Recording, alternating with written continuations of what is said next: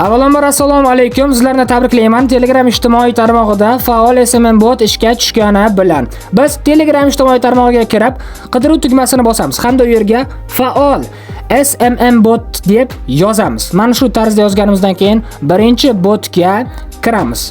Va birinchi chiqqan botga kirishimiz orqali bu yerda ko'rishimiz mumkin turli xil ijtimoiy tarmoqlar xizmatlarini ko'rishimiz mumkin va biz start tugmasini bosishimiz orqali botni ishga tushiramiz. Va bu yerda bizga kelib chiqadigan kanal nomi chiqadi. Faol SMM ustiga bosamiz va kanalga obuna bo'lamiz.